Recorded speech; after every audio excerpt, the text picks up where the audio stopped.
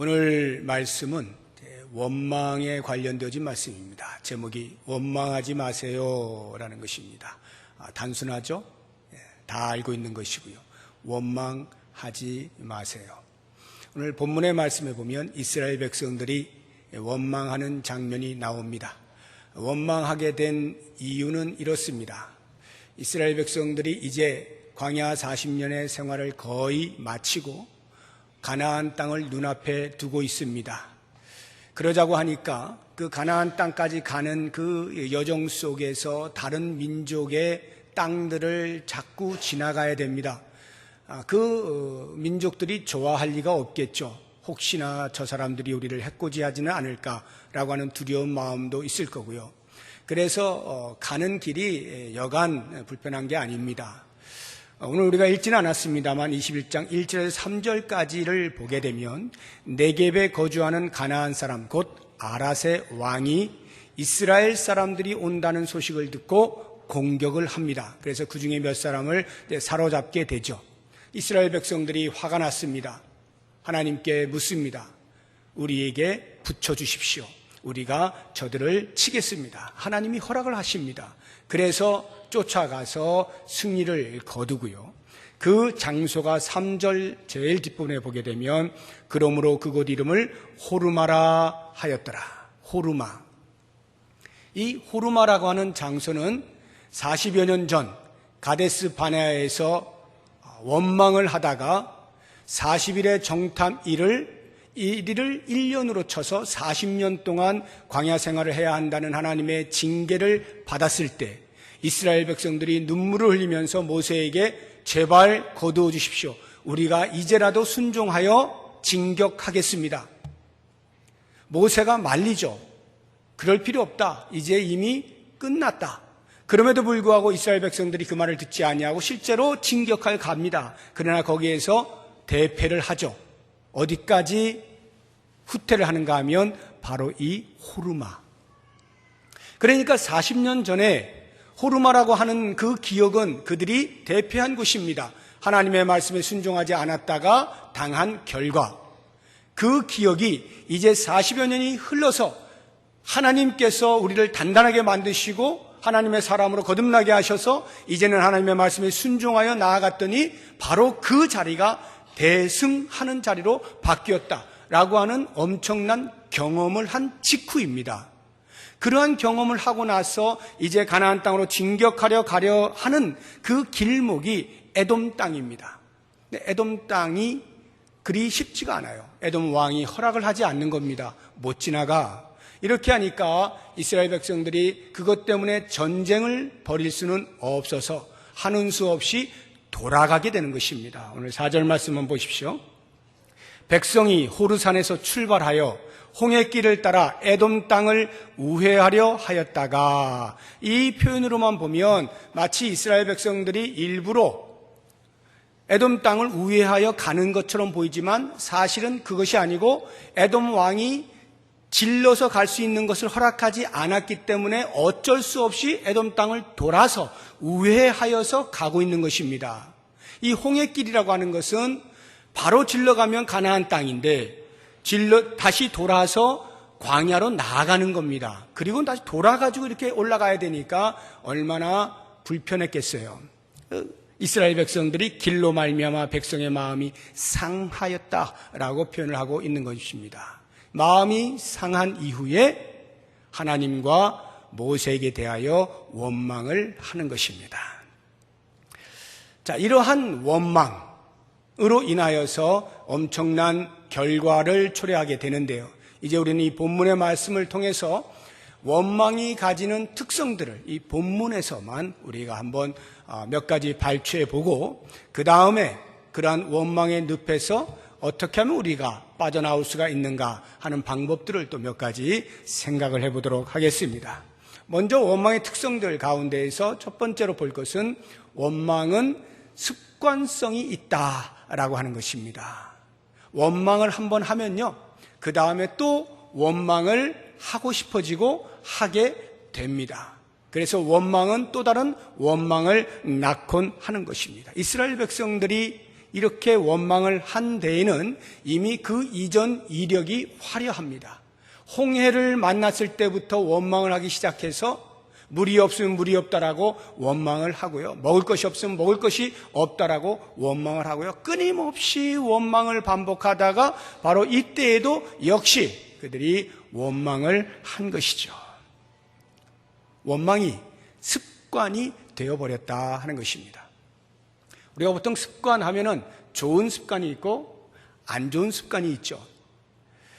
다 경험을 해보셨겠습니다만 좋은 습관은 들이기가 쉽지가 않아요. 참으로 각고의 노력을 해야만 겨우 좋은 습관 하나를 만들어낼 수가 있습니다.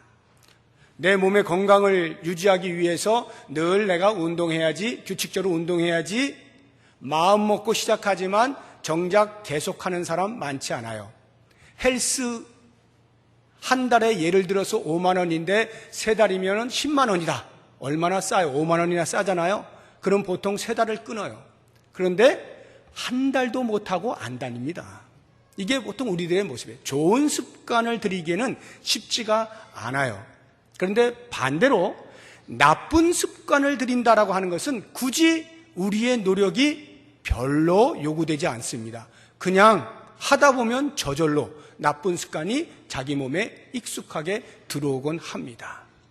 이 사실은 우리 인생이 태어날 때부터 죄인으로 태어난다라고 하는 그 말씀에 증명을 해주는 하나의 단면이라 하는 생각이 듭니다. 원망이라고 하는 것은 나쁜 습관으로 가는 길이죠. 원망을 반복하면 그것이 습관이 되어서 이제 원망을 하지 않으면 입이 근질근질해지기 시작합니다.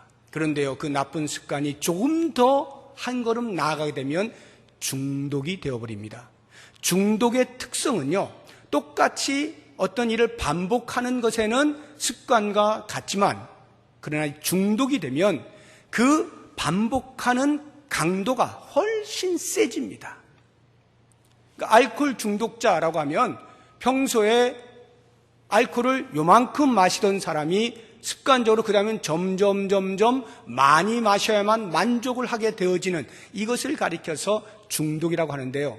원망도 마찬가지입니다. 우리가 하다 보면요, 조금 더 해야 속이 시원해지고 조금 더 해야 원망한 것 같고요, 점점 심해지는 겁니다. 중독의 자리까지 가게 될 수가 있는 거예요.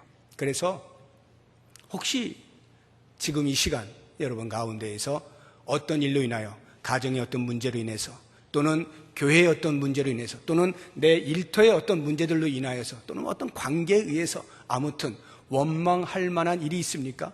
아니면 내가 원망을 한 번, 두 번 해본 적이 있습니까? 부탁드립니다. 한 번, 두 번으로 멈춰야 됩니다. 계속 가게 하면요, 더 이상 자기의 힘으로 헤어나올 수 없는 지경에까지 이르게 될 수가 있어요. 만에 하나라도 습관이 되었다라고 생각되시는 분들, 나는 입만 열면 원망을 한다라고 판단이 되면요, 어떤 수단 방법을 가리지 아니하고 칼을 대서라도 암덩어리를 잘라내야 되는 거예요. 어떤 고통이 있더라도 잘라내야 될 그러한 것이 원망이라고 하는 것입니다. 습관이 되기 전에 반드시 끊어내시기 바랍니다. 원망의 특성 가운데 두 번째는 책임을 전가한다라고 하는 것입니다. 우리가 지난 2주 동안에 낙심에 대해서 생각을 해보았습니다. 낙심이라고 하는 것을 제가 한마디로 표현할 때 마음이 무너지는 상태라 이렇게 표현을 했는데요. 마음이 무너졌어요. 그리고 이 무너진 마음의 원인을 다른 사람에게 또는 어떠한 것에 책임을 묻는 행위가 원망입니다. 대상을 찾는 거예요. 낙심은 내 마음이 그냥 무너지는 거예요. 여기도 보면은 길을 돌아가다 보니까 마음이 상하였어요. 이게 낙심이에요. 그런데 그 원인을 이스라엘 백성들은 하나님과 모세에게 찾았습니다. 쏟아낸 것이 원망이라 하는 것입니다.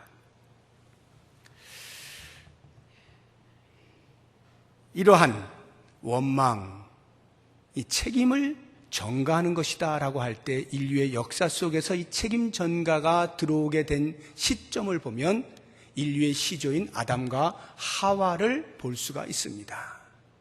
아담과 하와가 하나님께서 먹지 말라 금하신 선악을 알게 하는 나무의 실과를 먹어 죄를 범하였을 때 하나님께서 찾으시죠. 아담아, 네가 어디 있느냐? 주님, 제가 벗었으므로 부끄러워 숨었습니다. 왜 숨었니? 내가 먹지 말라 한 실과를 먹었느냐? 왜 먹었니? 물으실 때 아담이 대답합니다. 하나님께서 나와 함께 하신 여자가 먹게 함으로 제가 먹었습니다. 먹은 것에 대한 책임을 여자에게 전가시키는 거죠. 하와에게 묻습니다. 너는 왜 먹었니? 뱀이 유혹함으로 먹었습니다. 무슨 말일까요? 하나님께서 뱀을 만들지만 않으셨어도 제가 유혹을 받지는 않았을 텐데요. 유혹받은 책임이 자기에게 있지 아니하고 하나님께 있는 거죠. 책임을 전가해왔던 이 인류의 시조들로 인하여서 그 이후 태어난 모든 인류 인간들은 다 책임 전가하는 것에 능숙하고 본성적으로 책임을 전가하곤 합니다. 어떤 일이 생기면 내 책임이 아니라 네 책임이라고 언제든지 말하는 습성이 우리 가운데 있곤 하는 것입니다. 제가 1988년도에 결혼을 하고 유학을 바로 갔습니다. 그래서 제가 우리나라에서 사회에서 잠시 있었던 그 사회 정화 운동 중에 하나인 네타시오 운동에 대해서 정확히 제가 경험을 못했어요. 제가 없는 사이에 그 운동이 일어났는데 1989년도로 제가 이렇게 기록을 보니까 나와 있어요. 그리고 1990년대 이제 초반까지 우리 가톨릭 평신도 협의회에서 사회가 온통 남탓만 하고 원망과 불평만 쏟아내고 사회가 영 어두우니까 이러지 맙시다. 우리 전부 네타시오 합시다. 라고 해서 네타시오 운동을 벌였어요. 그래서 스티커를 만들어가지고 그 스티커를 차 뒤에다 붙였습니다. 혹시 그 당시에 붙이고 다니신 분 계십니까? 기억을 하시는 분들이 계실 거예요. 네타시오라고 하는 스티커가 차 뒤에 딱 붙어 있어요. 그런데 그렇게 오래 가지는 못했어요. 그 운동이. 제법 센세이션을 일으키다가 오래 가지는 못했어요. 그 이유 중에 하나로 우스갯소리로 어떤 사람이 이렇게 말했어요. 그 스티커를 차 앞에 붙였으면 성공했을 것을 뒤에다 붙여가지고 자기는 못 보고 뒤에 차가 보니까 뒷사람이 내 탓이 돼버린 거예요. 그러니까 앞에 운전하는 사람은 정작 내 탓이오가 아니라 네 탓이오 이렇게 하게 된 거다. 우스갯소리로 그러는데 아무튼 이렇게 남 탓하는 것은 굉장히 쉽고 내 탓으로 돌리는 것은 쉽지가 않아요. 오늘날에도 여러분 뉴스를 보면은 요즘 정계 소식이 많이 들리잖아요. 거기에 내 탓이오 하는 사람 한 사람 봅니까? 없어요. 전부 네 탓이죠. 다 네 탓이에요. 만약에 내 탓이오 하면 어떻게 할까요? 그래, 네 잘못이니까 물러나. 매장시켜버리는 게 그냥. 그러니까 그렇게 할 수가 없어. 어떻게든 살아남으려면 쟤 때문이에요. 남 탓해야만 겨우 살아남는 이런 사회가 되어버린 것입니다. 그런데 우리 성도들의 삶에서도 책임을 전가하는 습성이 있다 하는 것입니다. 내가 부모만 조금 잘 만났어도 나한테 돈만 조금 지원해줘서 내가 지금 이 모양 이 꼴이 아닐 텐데 내가 비빌 언덕이 있어야 뭐 어떻게 살아보지? 하고는 자신의 실패를 부모에게 전가하는 거예요. 모든 원망의 이유는 다 남에게 있다는 것입니다. 내가 남편만 잘 만났어도 이러고 있을 사람이 아닌데 내 공주처럼 살 사람인데 남편 탓을 하는 거죠. 조금만 성실한 아내를 만나서 내가 지금 왕자처럼 살 수 있는데 아내 탓하는 거죠. 이렇게 저렇게 자기에게 일어나고 있는 모든 안 좋은 일들에 대해서는 다 다른 사람에게 또는 환경 탓으로 이놈의 세상이 문제야. 정의롭지 못한 이 불공평한 세상 때문에 내가 이렇게 피해를 보고 있어. 다 남 탓으로 돌리는 거죠. 원망은 책임을 전가합니다.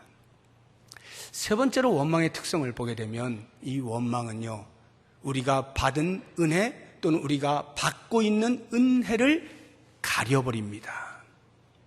이스라엘 백성들 원망하는 모습을 보세요. 5절 보니까 이렇게 원망을 하죠. 어찌하여 우리를 애굽에서 인도해내어 이 광야에서 죽게 하는가? 이곳에는 먹을 것도 없고 물도 없도다. 우리 마음이 이 하찮은 음식을 싫어하노라. 두 가지 원망을 하고 있는데요. 첫 번째는 애굽에서 인도해내어 이 광야에서 죽게 하는 것으로 원망을 합니다. 그런데 한번 생각해 보세요. 하나님께서 이스라엘 백성들을 광야에 데리고 나오셔서 거기서 죽게 하시려고 그렇게 하셨나요? 아니죠. 애굽이라고 하는 430년의 긴 노예 생활을 종지부를 찍고 이제는 더 이상 노예로 살지 말아라, 자유인으로 살아라, 내가 너희들에게 약속한 가나안 땅으로 향해 가라 라고 하는 그 영광스러움을 위해서 애굽에서 나오게 하신 것이죠. 이것은 이스라엘 백성들에게 엄청난 은혜의 사건이었습니다. 그런데 그 은혜의 사건이 지금 원망을 쏟아내면서 둔갑을 해버렸어요. 원망의 이유로. 왜 우리를 나오게 해가지고 이 광야에서 죽게 만드나? 은혜가 더 이상 은혜가 되지 못합니다. 지금 내가 원망하고 있는 이유와 근거가 되어버렸습니다. 또 다른 원망이 무엇입니까? 이곳에는 먹을 것도 없고 물도 없도다. 그렇죠. 광야에 먹을 것이 뭐가 있습니까? 물도 없죠. 그 다음 우리 마음이 이 하찮은 음식을 싫어하노라. 이들이 언급하고 있는 하찮은 음식이라는 게 뭘까요? 만나입니다. 만나. 만나는 그들이 땅을 캐서 얻은 것이 아닙니다. 하나님께서 먹을 것이 없는 광야에서 그 많은 사람들을 먹여 살리시기 위한 특별한 조치로 하늘문을 여시고 만나를 부어주시는 거예요. 그것도 매일같이 매일 밤마다 부어주면 새벽이 되어서 그들이 일어나서 하늘 바라보고 하나님 감사합니다, 땅 바라보고 긁어서 하루치 하루치를 계속 모아다가 먹고 40년을 살은 거예요. 그들이 처음에 얼마나 감격했겠어요. 먹을 것이 없어서 이제 우린 다 줄여 죽는구나 라고 하는데 하나님께서 하늘문을 여시고 만나를 내려주시니 감사함으로, 비록 불편하고 힘든 광야 생활이지만 하나님의 은혜에 감사하면서 살지 않았겠어요? 그런데 시간이 흐르면서 지금 이와 같은 길로 인하여 마음이 상하게 되었을 때에 원망을 쏟아내는데 그들이 받고 있는, 지금도 여전히 받고 있고 오늘 새벽에도 받았던 그 만나가 이제는 하찮은 음식이 되어버렸어요. 있으나 마나한 것이 되었고요. 당장 내일 하나님께서 주시지 아니하시면 굶게 되어 있는데도 그것을 알지 못하고 하찮은 음식으로 치부해버리는 이러한 어리석음.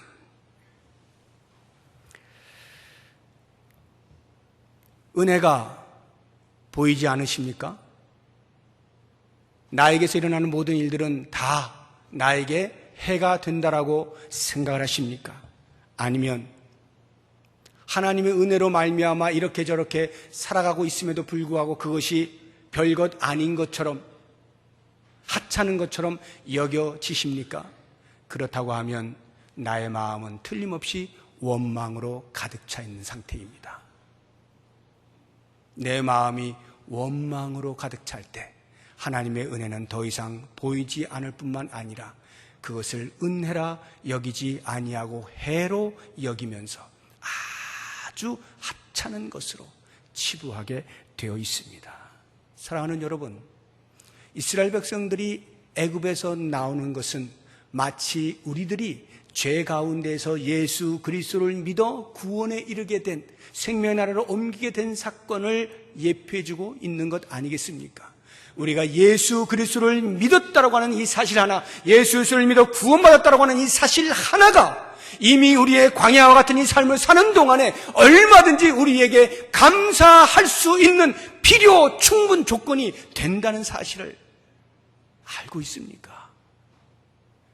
그리스도를 믿는 믿음 하나만으로 이미 나는 삶에 감사가 넘치는 필요 충분 조건을 갖추었다.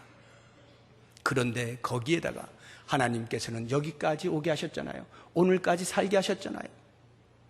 일용할 양식을 지금까지 먹이셨잖아요. 얼마나 풍부하게, 얼마나 풍성하게 남들이 부러워할 만큼 그렇게는 아닐지 몰라도 적어도 굶어서 죽게 된 사건은 없었잖아요.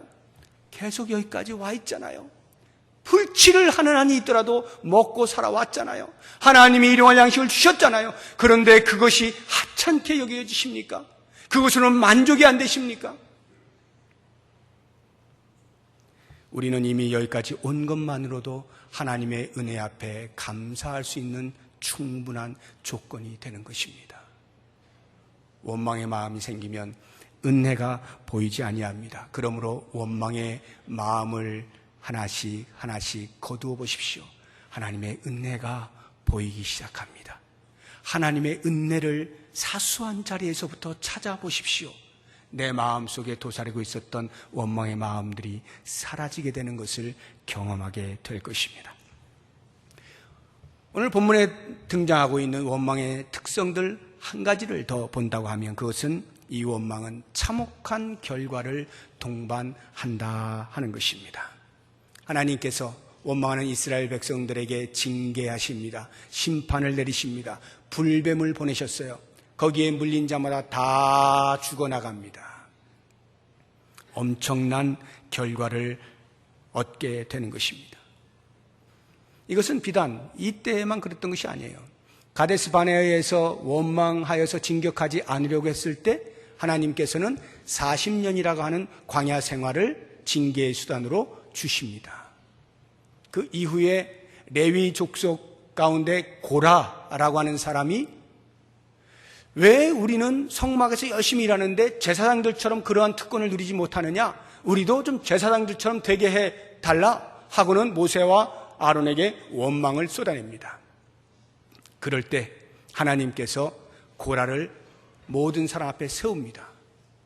세웠는데 그 자리에 땅이 꺼져버립니다. 하나님께서 땅을 열어버리셨어요. 그 속으로 들어가서 그냥 묻혀 죽었어요. 그가 가지고 있는 재물들 다 함께 순식간에 사라져버렸습니다. 원망의 대가가 이렇게 참혹한 거예요. 그 사건을 보면서 백성들이 놀래버렸어요. 아니, 그 원망 한 번 했다고 이렇게 죽이실 수 있는 것인가? 그러면 우리도 다 죽이시겠네? 또다시 모세에게 원망을 했습니다. 아니, 우리 전부 다 죽일 거요? 하나님께서 뭐라고 대답한지 아세요? 그래, 다 죽인다. 하나님의 대답이에요, 그게. 그래서 연병을 보내가지고 다 죽이시는 거예요. 그때에 모세가 하나님 앞에 엎드립니다. 큰일 난 거예요. 지금 다 죽게 생겼어요. 하나님, 제발 살려주십시오. 간절한 모세의 중보 기도에 의해서 하나님께서 그 연병을 그치셔요. 그런데 이미 그치기까지 많은 사람이 죽었는데요. 14,700명이 죽습니다. 이렇게 원망은 참혹한 결과를 가지고 온다라고 하는 거예요. 그래서 제가 어디서 읽었는데요.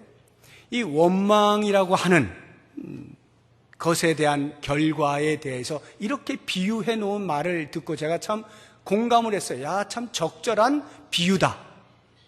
원망의 결과는 이런 것이다. 쥐를 잡으려고 쥐약을 준비한 사람이 자기가 쥐약을 먹은 꼴이다. 이렇게 표현을 했어요. 참 적절하다는 표현이 듭니다. 무슨 말이냐 하면 원망을 할 만한 지금 사건이 생겼어요. 그래서 그 원망을 좀 누군가에게 전가를 함으로써 좀 속이라도 시원해지려고 하는 것이고 뭔가 그것 때문에 이제 다음에는 이런 일이 없겠지라고 하는 기대감을 갖는 거예요. 그렇게 막 원망을 하는 거예요. 쏟아내는 거예요. 그런데 사실은 쥐 잡으려고 준비한 그 쥐약을 자기가 먹은 게 돼요.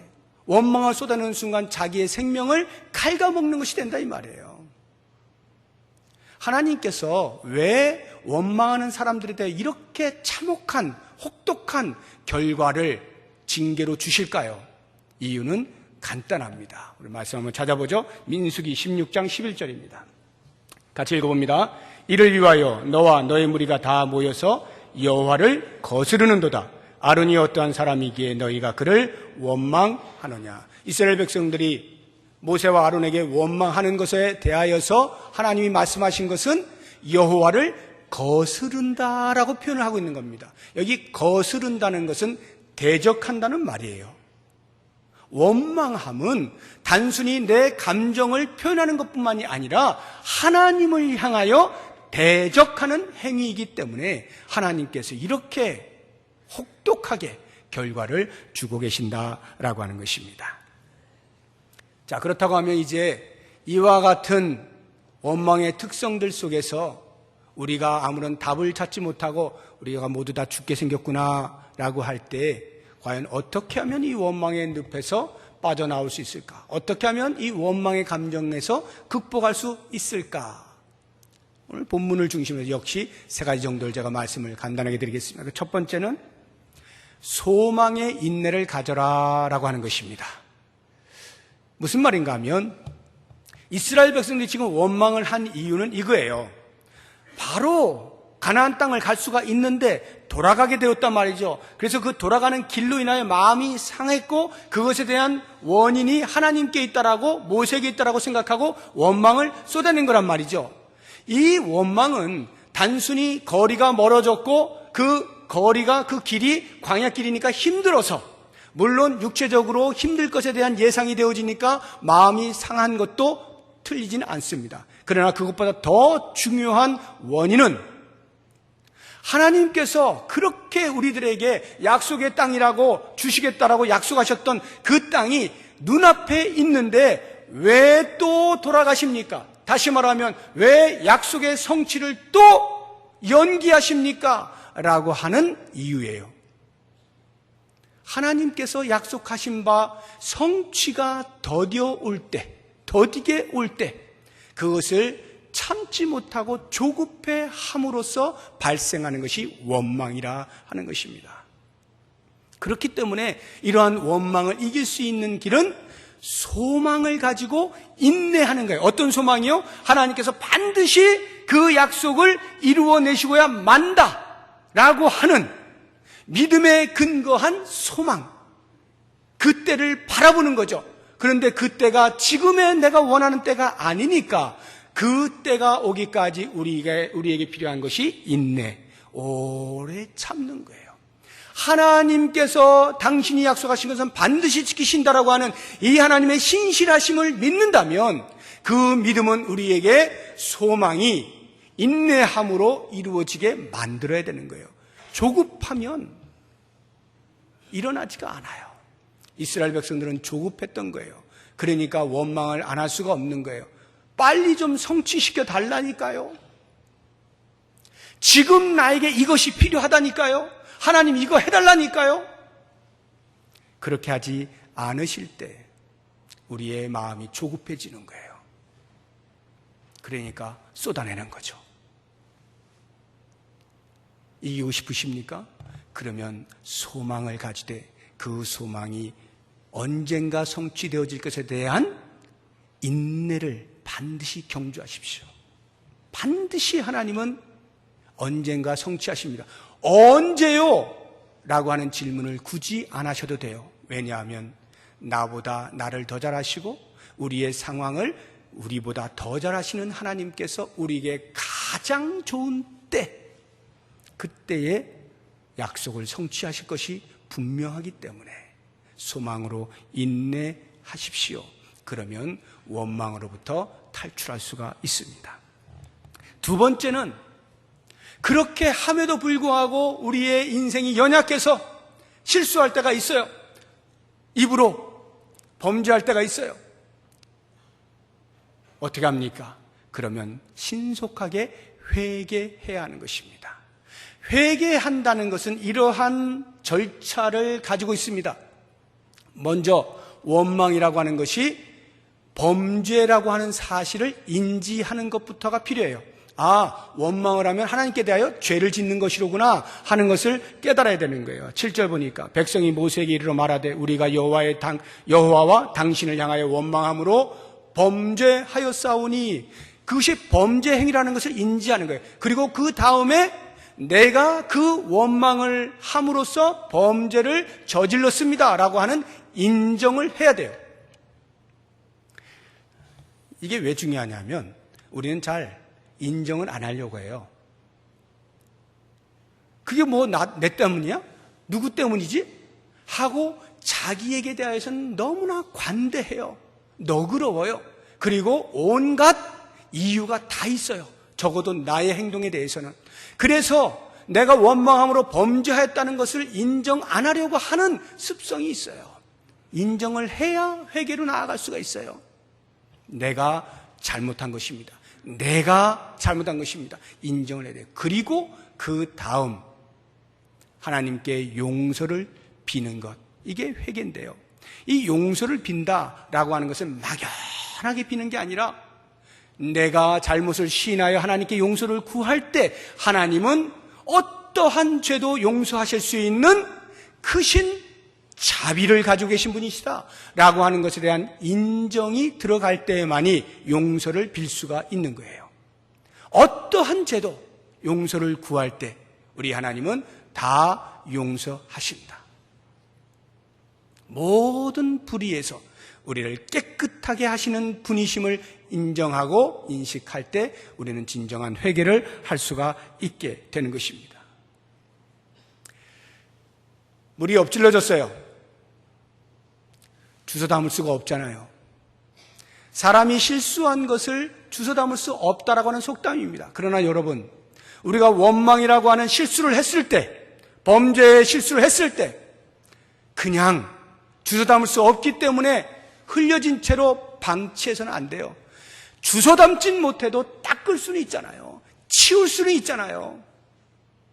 실수한 것 하나님 앞에 회개할 수 있거든요. 그래서 다시 출발할 수 있거든요. 혹시라도 원망이 내 입에서 나오는 순간들이 있습니까? 신속히 주 앞에 나와 무릎을 꿇으시고 그 자비하심 앞에 용서를 구하십시오. 그러면 하나님께서 그 원망의 자리에서부터 우리를 건져 주실 거예요. 마지막으로 어떻게 하면 원망의 늪을 빠져나올 수가 있을까? 예수 그리스도만을 바라보는 것입니다. 예수 그리스도를 바라보는 거예요. 이스라엘 백성들이 원망을 해서 불뱀에 물려 죽습니다. 하나님께서 기도할 때 어떻게 방법을 알려주시는가 하면 불뱀의 모양을 노수로 만들어서 높은 장대 위에 매달아라. 그리고 그것을 쳐다보면 불뱀에 물린 자라 할지라도 살게 될 것이다 라고 하나님께서 방법을 알려주십니다. 그런데 이 노수로 만든 불뱀의 형상을 장대 위에 단 이것을 가리켜서 신약에서는 이것이 곧 예수 그리스도의 십자가를 예표하는 것이라고 말씀을 하고 있거든요. 한번 찾아보죠. 요한복음 3장 14절 15절 같이 읽어봅니다. 모세가 광야에서 뱀을 든 것 같이 인자도 들려야 하리니 이는 그를 믿는 자마다 영생을 얻게 하려 하심이니라. 광야에 뱀을 든 것 같이가 바로 이 사건이에요. 오늘 이 본문의 사건이에요. 그런 것처럼 인자도 들려야 하리라 하는 예수님의 말씀은 당신이 그 십자가에서 못 박혀 죽게 된다라고 하는 것을 말씀하고 있는 거예요. 예수님의 십자가를 예표하고 있는 이 사건이란 말이에요. 그래서 그것을 쳐다보는 사람이 산 것처럼 십자가에 매달리신 예수를 바라보는 사람이 산다는 거예요. 그것을 3장 15절에서 어떻게 표현해 놓았냐면 예수를 믿는 것으로 표현을 해 놓았어요. 예수를 믿는 자마다 영생을 얻게 된다. 예수님의 십자가를 바라보는 자마다 그 십자가가 나의 죄를 대속하고 있는 자리라고 하는 것을 아는 자마다 받아들이는 자마다 영생을 선물로 받게 될 것이다 라고 말씀을 하고 있는 것입니다. 그런데 문제는 그러면 바라보면 되는 거군요. 바라보면 사는 거군요. 물론 바라보면 삽니다. 그런데 이 바라본다는 것이 쉽지가 않은 거예요. 불뱀에 물린 이스라엘 백성들이 노수로 만든 불뱀의 형상 그 장대 위에 달린 그것을 바라보았을까요? 안 바라보았을까요? 저는 모르지만 성경은 진술하기를 바라보는 자는 살더라라고 되어 있어요. 제가 추측하기에는 많은 사람이 안 바라보았을 것 같아요. 왜냐하면 바라볼 만한 것이 못 되기 때문입니다. 불뱀에 물렸어요. 불뱀 때문에 지금 죽어가요. 나도 죽어가고 내 가족들이 이미 죽었어요. 친구들이 죽었어요. 불뱀 보기만 해도 싫어요. 원래 뱀이 이스라엘 백성들에게는 저주의 상징이에요. 쳐다도 안 보는 거예요. 그런데 불뱀에 물려 지금 죽어가고 있어요. 보기만 해도 징글징글한 거예요. 그런데 그것을 노수로 그 형상을 만들어가지고 달아서 보라고 하는데 보겠습니까?